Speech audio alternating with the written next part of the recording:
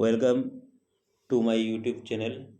আজ আমি ভারতীয় সংবিধানের প্রথম অধ্যায়ের কিছু ইম্পর্টেন্ট কোশ্চেন্স নিয়ে এসেছি, যা এসএসসি, সিএইচএসএল, এমটিএস, গত সিজিএলে এসেছে, যা আমাদের রাজ্য সরকারের যে কোনো পরীক্ষা, সাথে এসএসসি জিডি পরীক্ষাগুলোতে খুবই উপকারী হবে। তো আমি আলোচনা করছি, তোমরা পারলে খাতায় সেগুলো মূল পয়েন্টগুলো তুলে নিলে ভালো হয়। তো ফার্স্ট কোশ্চেন হচ্ছে, ভারতীয় সংবিধান অনুসারে মধ্যবর্তী স্তরে পঞ্চায়েতগুলি এমন একটি রাজ্যে গঠন করা যাবে না যেখানে জনসংখ্যা বেশি নয় 30 লক্ষ। মধ্যবর্তী স্তরের পঞ্চায়েতগুলি 30 লক্ষর বেশি না হলে সেই রাজ্যে পঞ্চায়েত গঠন করা যাবে না। সেই রাজ্যে মধ্যবর্তী পঞ্চায়েত গঠন করা যাবে না। মধ্যবর্তী পঞ্চায়েত গঠন করতে হলে সেই রাজ্যের জনসংখ্যা অবশ্যই 30 লক্ষের বেশি হতে হবে। আমরা জানি পঞ্চায়েত 3 স্তরের, প্রথম গ্রাম পঞ্চায়েত, দ্বিতীয়টা হচ্ছে পঞ্চায়েত সমিতি, তৃতীয়টা হচ্ছে জেলা পরিষদ। তো মধ্যবর্তী স্তর বলতে এখানে পঞ্চায়েত সমিতিকে বোঝানো হয়েছে। ওকে, এবার তারপরে কোশ্চেন, স্বাধীন ভারতের প্রথম স্বাস্থ্যমন্ত্রী ছিলেন রাজকুমারী অমৃত কৌর। নেক্সট কোশ্চেন, ভারতের সুপ্রিম কোর্টের উদ্বোধনী অধিবেশন ড্যাশ তারিখে অনুষ্ঠিত হয়? সেটা হচ্ছে 28শে জানুয়ারি 1950 সালে। তারপরে কোশ্চেন দেখো, ভারতীয় সংবিধান প্রণয়নের সময় 1946 সালের বিধানসভার সাংবিধানিক উপদেষ্টা হিসেবে কাকে নিযুক্ত করা হয়েছিল? তিনি হচ্ছেন BN রাও। তারপরে কোশ্চেন দেখো, নিচের কোনটি সাংবিধানিক সংস্থা নয়? নীতি আয়োগ সাংবিধানিক সংস্থা নয়, কারণ নীতি আয়োগ সম্পর্কে কোনো সংবিধানে উল্লেখিত নয়, আর এটি সংসদের আইন দ্বারা পাশ করা হয়নি, তাই এটি সাংবিধানিক সংস্থা নয়। এবার নিচের কোন বিষয়টি প্রস্তাবনার অংশ নয়? সহনশীল। উত্তর হবে সহনশীল, কারণ আমরা প্রস্তাবনায় ভারতকে সার্বভৌম, সমাজতান্ত্রিক, ধর্মনিরপেক্ষ, গণতান্ত্রিক প্রজাতন্ত্র হিসাবে জানি, কিন্তু সংবিধানের প্রস্তাবনায় সহনশীল শব্দটি উল্লেখিত নয়। এবার ভারতীয় সংবিধানের খসড়া কমিটির কতজন সদস্য ছিলেন? খসড়া কমিটির সদস্য ছিলেন 5 জন। খসড়া কমিটির সদস্য কতজন? 5 জন। তারপরে সংবিধানের খসড়া কমিটির প্রধান কে ছিলেন? সংবিধানের খসড়া কমিটির প্রধান ছিলেন BR আম্বেদকর। প্রাদেশিক সংবিধান কমিটির প্রধান কে ছিলেন? প্রাদেশিক সংবিধান কমিটির প্রধান ছিলেন সর্দার বল্লভভাই পটেল।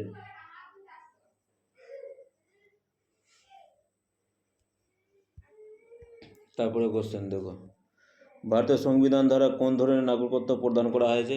ভারতের সংবিধান ধারা 1 নাগরিকত্বের প্রদান করা হয়েছে।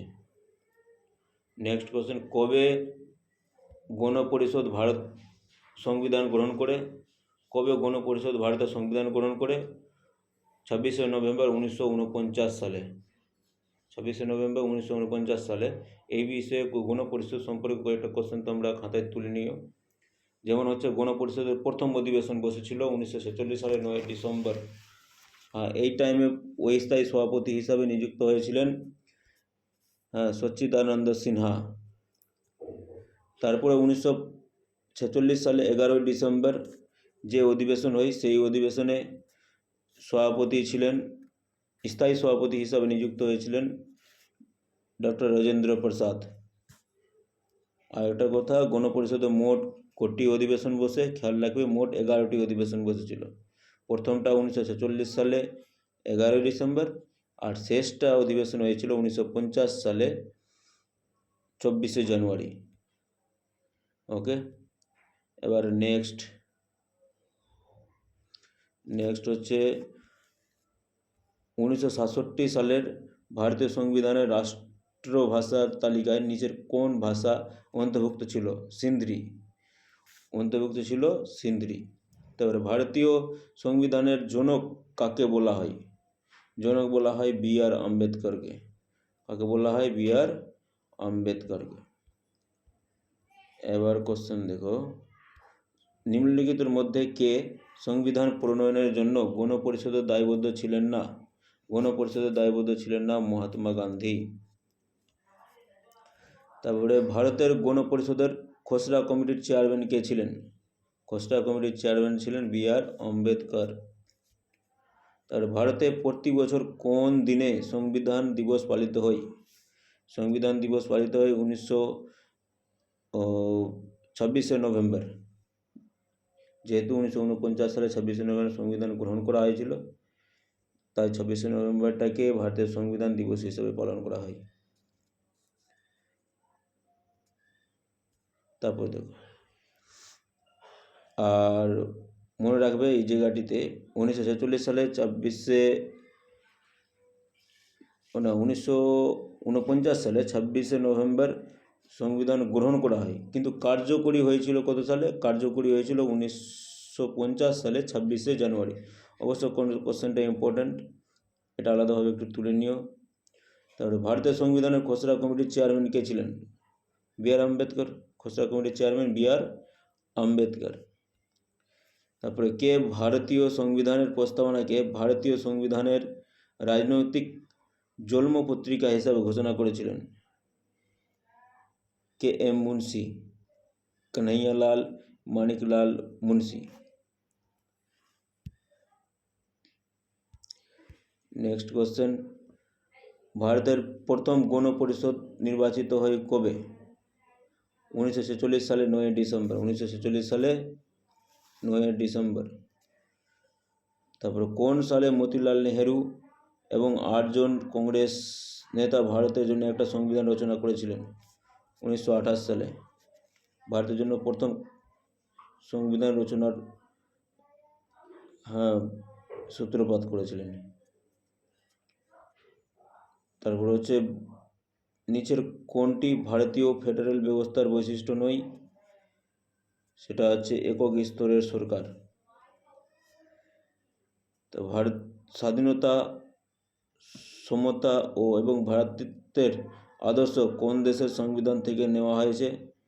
এটি নেওয়া হয়েছে ফ্রান্স থেকে। এবার নেক্সট সাবজেক্টগুলো বা নেক্সট অধ্যায়গুলো আমি এরপরে ভিডিওগুলোতে আলোচনা করব। ভিডিওটি ভালো লাগলে বন্ধুদের মধ্যে শেয়ার করো, লাইক করবে, আর অবশ্যই সাবস্ক্রাইব করে দিবে, কারণ পরবর্তী ভিডিওগুলো আমাদের WP ওয়েস্ট বেঙ্গলের অন্যান্য এক্সাম SSC GDর জন্য খুবই হেল্পফুল হবে। অবশ্য বন্ধুদের মধ্যে সাবস্ক্রাইব করে দিও।